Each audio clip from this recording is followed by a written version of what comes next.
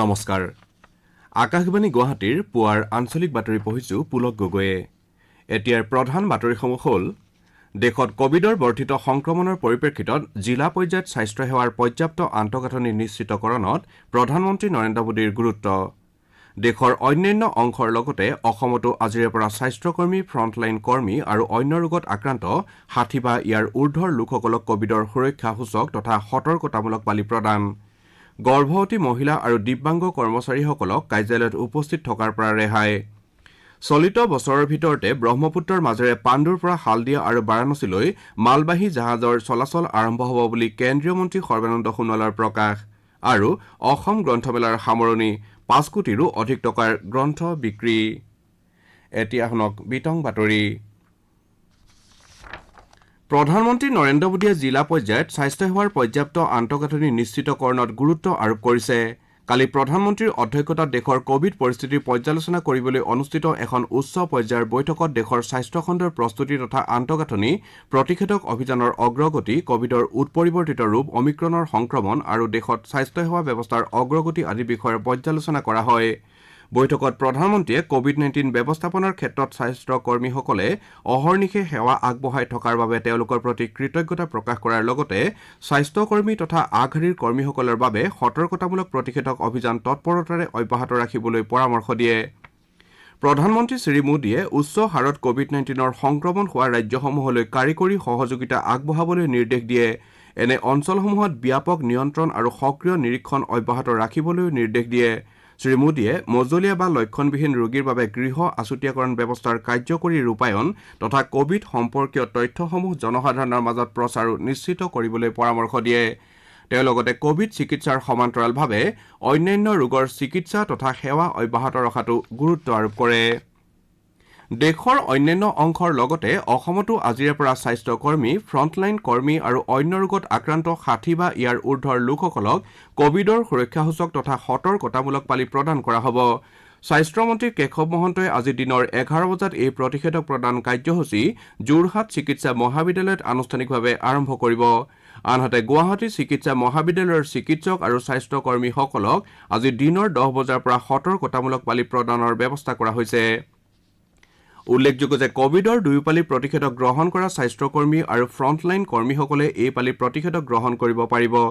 কোভিডৰ দ্বিতীয় পালি প্ৰতিষেধক গ্ৰহণ কৰাৰ পৰা ৯ মাহ বা ৩৯ সপ্তাহ অতিক্ৰম হোৱা যোগ্য লোকসকলক এই সতৰ্কতামূলক পালি প্ৰদান কৰা হ'ব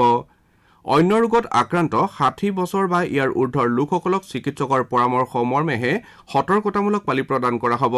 যিসকল লোকে যোৱা বছৰৰ ১০ এপ্ৰিল বা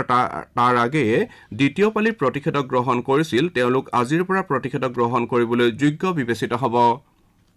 আনহাতে যোৱা বছৰৰ ১১ এপ্ৰিলত প্ৰতিষেধক গ্ৰহণ কৰা সকলে কাইলৈৰ পৰাহে প্ৰতিষেধক গ্ৰহণ কৰিব পাৰিব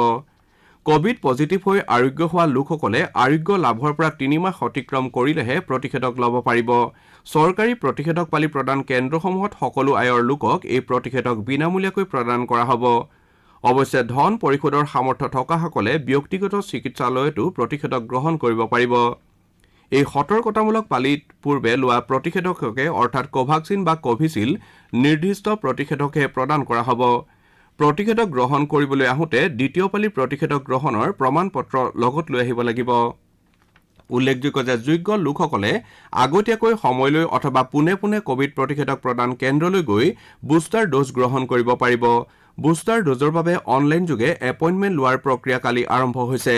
কেন্দ্ৰীয় স্বাস্থ্যমন্ত্ৰী ডক্টৰ মনসুখ মাণ্ডাভিয়াই ১ কোটিতকৈও অধিক স্বাস্থ্যকৰ্মী আৰু আগশাৰীৰ কৰ্মী তথা ৬০ বছৰৰ ঊৰ্ধৰ নাগৰিকলৈ কোৱিন এপৰ জৰিয়তে ইতিমধ্যে আগতীয়া বাৰ্তা প্ৰেৰণ কৰা হৈছে বুলি প্ৰকাশ কৰিছে কেন্দ্ৰীয় চৰকাৰৰ নিৰ্দেশনা অনুযায়ী নিৰ্বাচনী কামত নিয়োজিত লোকসকলক আগশাৰীৰ কৰ্মীৰূপে গণ্য কৰা হ'ব আৰু তেওঁলোককো আজিৰে পৰা বুষ্টাৰ ড'জ প্ৰদান কৰা হ'ব ৰাজ্যত কোভিডৰ সংক্ৰমণৰ হাৰ ৬.৪৮% বৃদ্ধি পাইছে ৰাজ্যত কালি ১৫,২৩৮টা নমুনা পৰীক্ষা কৰা হয় ইয়াৰে ৯৮৮ জন লোকৰ দেহত কৰোনা ভাইৰাছৰ সংক্ৰমণ ধৰা পৰে তেওঁলোকৰ ৪৯০ জন কামৰূপ মহানগৰ জিলাৰ ইয়াৰ বিপৰীতে এই সময়ছোৱাত ৪৪৮ জন কোভিড ৰোগী সুস্থ হৈ উঠে ইয়াকে লৈ ৰাজ্যত এই পৰ্যন্ত সুস্থ হৈ উঠা কোভিড ৰোগীৰ সংখ্যাই ৬,১৪,০০০ অতিক্ৰম কৰিছে সেই অনুসৰি ৰাজ্যত কোভিডৰ পৰা আৰোগ্যৰ হাৰ ৯৭.৯৯% হৈছে ৰাজ্যত কালি কোভিডত আক্ৰান্ত হৈ এজন লোকে প্ৰাণ হেৰুৱায় কোভিডৰ সংক্ৰমণ বৃদ্ধিৰ পৰিপ্ৰেক্ষিতত অসম ৰাজ্যিক দুৰ্যোগ ব্যৱস্থাপনা প্ৰাধিকৰণৰ নিৰ্দেশৰ আধাৰত ধুবুৰী জিলা প্ৰশাসনে জিলাখনত ৰাজহুৱা সভা সমাৱেশ সমদল ধৰ্মীয় অনুষ্ঠান বিবাহ সামাজিক উৎসৱ আদিৰ ক্ষেত্ৰত ইতিমধ্যে দিয়া সকলো অনুমতি বাতিল কৰিছে দেশত কোভিডৰ বৰ্ধিত সংক্ৰমণৰ পৰিপ্ৰেক্ষিতত গৰ্ভৱতী মহিলা আৰু দিব্যাংগ কৰ্মচাৰীসকলক কাৰ্যালয়ত উপস্থিত থকাৰ পৰা ৰেহাই দিয়া হৈছে প্ৰধানমন্ত্ৰী কাৰ্যালয়ৰ ৰাজ্যমন্ত্ৰী ডক্টৰ জিতেন্দ্ৰ সিঙে কালি সংবাদ মাধ্যমৰ আগত এই বিষয়ে প্ৰকাশ কৰি লগতে কয় যে এই লোকসকলক ঘৰৰ পৰা কাম কৰাৰ সুবিধা আগবঢ়োৱা হ'ব তেওঁ লগতে কয় যে কণ্টেইনমেণ্ট ক্ষেত্ৰত বাস কৰা বিষয়া তথা কৰ্মচাৰীসকলকো কাৰ্যালয়লৈ অহাৰ পৰা বাৰণ কৰা হৈছে মন্ত্ৰীগৰাকীয়ে প্ৰকাশ কৰা অনুসৰি অবৰ সচিব পৰ্যায়ৰ তলৰ চৰকাৰী কৰ্মচাৰীসকলৰ 50%হে কাৰ্যালয়ত উপস্থিত থাকিব পাৰিব আৰু বাকী 50%ক ঘৰৰ পৰা কাম কৰিবলৈ অনুমতি দিয়া হৈছে শ্ৰোতাসকলে বাতৰি শুনিছে আকাশবাণী গুৱাহাটী কেন্দ্ৰৰ পৰা আপোনালোকে এই বাতৰি আমাৰ ইউটিউব চেনেল এআৰ নিউজ গুৱাহাটী আৰু নিউজ অন এআইৰ এপযোগেও শুনিব পাৰিব দেশৰ বিভিন্ন অংশত কোভিডৰ বৰ্ধিত সংক্ৰমণৰ পৰিপ্ৰেক্ষিতত আমি আমাৰ শ্ৰোতাসকলক সতৰ্ক হৈ থকাৰ লগতে দুয়োপালি প্ৰতিষেধক গ্ৰহণ কৰিবলৈ আৰু এই ক্ষেত্ৰত 15 পৰা 18 বছৰৰ কিশোৰীসহ সকলোকে সহায় কৰিবলৈ আহ্বান জনাইছো সমান্তৰালভাৱে কৰোনা ভাইৰাছৰ উৎপৰিৱৰ্তিত ৰূপ অমিক্ৰণে উদ্বিগ্নতাৰ সৃষ্টি কৰাৰ পৰিপ্ৰেক্ষিতত সকলোকে তিনিটা সহজ কোভিড বিধি মানি নিজক সুৰক্ষিত কৰি ৰাখিবলৈ আমি আহ্বান জনাইছো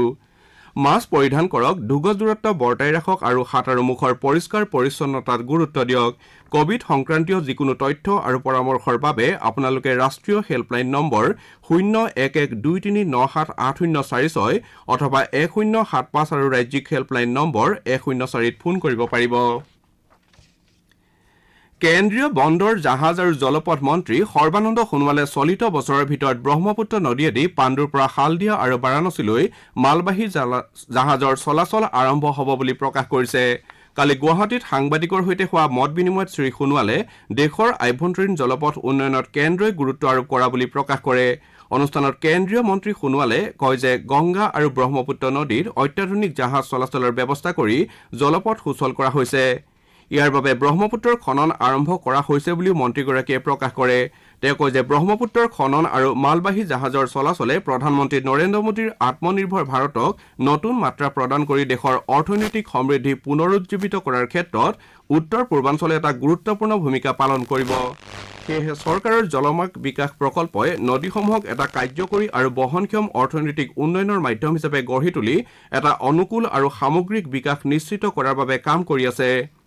শ্ৰী সোণোৱালে কয় যে বাংলাদেশ চৰকাৰে ভাৰত চৰকাৰৰ সহযোগত হদিয়াৰ পৰা বাংলাদেশ হৈ হালদিয়ালৈ 2000 কিলোমিটাৰ দূৰত্বৰ জলপথ চোৱা সুচল কৰি গঢ়ি তোলাৰ বাবে কাম অব্যাহত ৰাখিছে ইয়াৰ ফলত আন্তৰ্জাতিক বাণিজ্য পথসমূহৰ সৈতে উত্তৰ পূৰ্বাঞ্চলৰ পোনপটীয়া সম্পৰ্ক স্থাপন হলে অঞ্চলটোক অৰ্থনৈতিক গতিশীলতা প্ৰদান কৰিব শ্ৰী সোণোৱালে কয় যে সেয়েহে কেন্দ্ৰীয় চৰকাৰে মিজোৰাম ত্ৰিপুৰা আৰু অসমক ম্যানমাৰৰ চিটৱে বন্দৰ আৰু বাংলাদেশৰ মংলা আৰু চট্টগ্ৰাম বন্দৰৰ সৈতে কৌশলগত সংযোগ স্থাপন কৰিবলৈ চেষ্টা অব্যাহত ৰাখিছে ব্ৰহ্মপুত্ৰৰ খনন এটা বহনক্ষম আৰু অৰ্থনৈতিকভাৱে লাভজনক হিচাপে গঢ়ি তুলিবলৈ তেওঁ তেজপুৰ বিশ্ববিদ্যালয় IIT গুৱাহাটী আৰু IIM শ্বিলঙৰ বিশেষজ্ঞসকলৰ পৰামৰ্শ অতি গুৰুত্বপূৰ্ণ হ'ব বুলি প্ৰকাশ কৰে মন্ত্ৰীগৰাকীয়ে কয় যে এই ক্ষেত্ৰত উত্তৰ পূৰ্বাঞ্চলৰ আন নৈসমূহৰ যথেষ্ট সম্ভাৱনা আছে তেওঁ লগতে পাণ্ডুত জাহাজ মেৰামতি কেন্দ্ৰৰ কাম আৰম্ভ হোৱা বুলিও সাংবাদিকক জানিবলৈ দিয়ে গুৱাহাটীৰ চানমাৰীৰ অসম অভিযান্ত্ৰিক প্ৰতিষ্ঠানৰ খেলপথাৰত অনুষ্ঠিত অসম গ্ৰন্থমেলাৰ কালি সফলতাৰে সামৰণি পৰে অসম প্ৰকাশন পৰিষদ আৰু সদৌ অসম পুথি প্ৰকাশক আৰু বিক্ৰেতা সংস্থাৰ যৌথ উদ্যোগত অনুষ্ঠিত গ্ৰন্থমেলাত 5 কোটি টকাৰো অধিক মূল্যৰ গ্ৰন্থ বিক্ৰী হয় বুলি আয়োজকসকলে জানিবলৈ দিছে কালিৰ সামৰণি অনুষ্ঠানত জ্ঞানপীঠ বিজয়ী কোঙ্কণী ভাষাৰ বিশিষ্ট সাহিত্যিক দামোদৰ মাউজুৱে সন্মানীয় অতিথি হিচাপে অংশগ্ৰহণ কৰে ভাষণ প্ৰসংগত শ্ৰী মাউজুৱে কয় যে গ্ৰন্থমেলাত লেখক পাঠক আৰু প্ৰকাশকৰ মনোসংযোগ ঘটাৰ লগতে নতুন ধ্যান ধাৰণাৰ আদান প্ৰদানৰ ফলত ভাষা সাহিত্যই নতুন দিশৰ উমান দিব পাৰে তেওঁ লগতে কয় যে নতুন গ্ৰন্থৰ প্ৰকাশ মানে নতুন চিন্তাৰ বাট মুকলি কৰাৰ অৱশ্যে এই ক্ষেত্ৰত গ্ৰন্থৰ গুণগত দিশ উচ্চ মানদণ্ডৰ হ'ব লাগিব কালিৰ অনুষ্ঠানত ৰাজ্য চৰকাৰৰ শিক্ষা বিভাগৰ উপদেষ্টা ডক্টৰ ননীগোপাল মহন্তই অংশ লৈ গ্ৰন্থমেলাৰ সফল সমাপ্তি বৌদ্ধিক জগতৰ বাবে শুভ সংবাদ বুলি প্ৰকাশ কৰে। ডক্টৰ মহন্তই কয় যে অসম প্ৰকাশন পৰিষদে শেহতীয়াকৈ ইউটিউবত অসমীয়াৰ যুগজয়ী সাধুকথাবোৰক নৱ প্ৰজন্মৰ বাবে দৃশ্য শ্ৰব্যৰ জৰিয়তে উপলব্ধ কৰা কাৰ্য মহৎ হিচাপে বিবেচিত হৈছে। অনুষ্ঠানত অংশ লৈ বড়ো সাহিত্য সভাৰ সভাপতি তৰেণ বড়োৱে কয় যে ভাষা সাহিত্যৰ গতিশীলতা থকাৰ বাবে এখন সফল গ্ৰন্থমেলা অনুষ্ঠিত কৰাটো সম্ভৱ হৈ উঠিছে। কালিৰ অনুষ্ঠানত অসম প্ৰকাশন পৰিষদৰ সচিব প্ৰমোদ কলিতা, প্ৰকাশন পৰিষদৰ উপাধ্যক্ষ সুমন্ত চলিহা, সদৌ অসম পুথি প্ৰকাশক আৰু বিক্ৰেতা সংস্থাৰ সভাপতি ইমৰান আহমেদকে ধৰি ভালেমান ব্যক্তি উপস্থিত থাকে।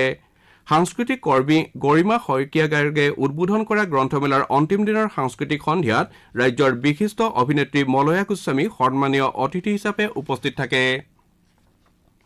কামৰূপ জিলাৰ ৰঙিয়াত আজি ৰাইজমেলৰ বছৰেকীয়া উৎসৱ পালন কৰা হৈছে। 128 বছৰ সম্পূৰ্ণ কৰা এই ৰাইজমেল প্ৰতি বছৰে 10 জানুৱাৰীত পালন কৰা হয়। এই উপলক্ষে আজি বিভিন্ন অনুষ্ঠানৰ আয়োজন কৰা হৈছে। অনুষ্ঠানত ৰাজ্যসভাৰ সাংসদ ভুৱনেশ্বৰ কলিতা, বিজেপিৰ ৰাজ্যিক সভাপতি ভৱেশ কলিতাসহ বহুকেইগৰাকী ব্যক্তি উপস্থিত থাকিব।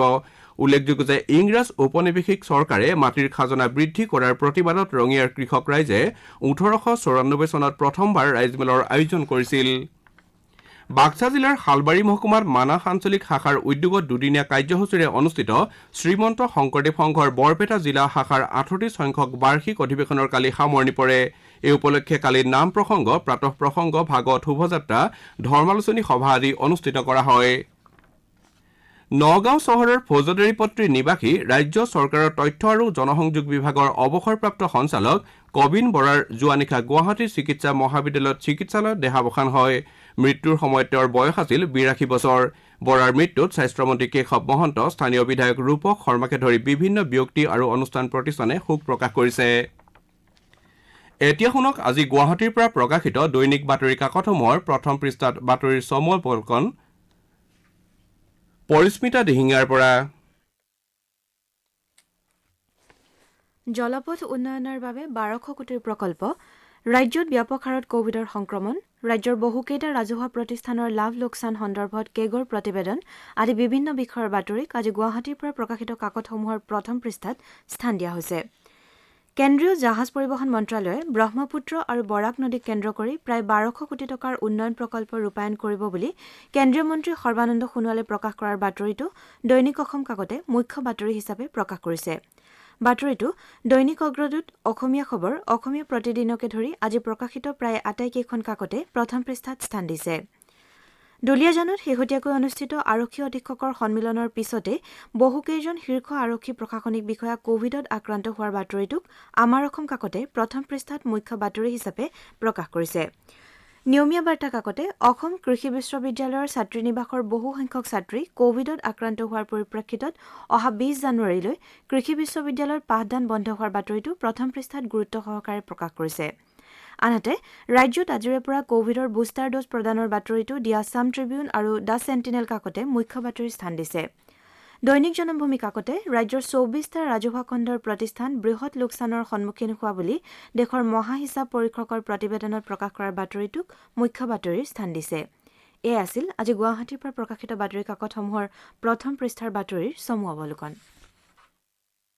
ধন্যবাদ পৰিস্মিতা।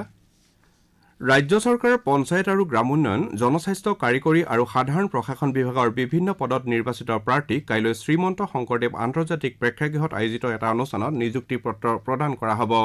এই অনুষ্ঠানত মুখ্যমন্ত্ৰী ডক্টৰ হিমন্ত বিশ্ব শৰ্মা মুখ্য অতিথি হিচাপে উপস্থিত থকাৰ লগতে পঞ্চায়ত আৰু গ্ৰামোন্নয়ন মন্ত্ৰী ৰঞ্জিত কুমাৰ দাসে সন্মানীয় অতিথি হিচাপে অংশগ্ৰহণ কৰিব।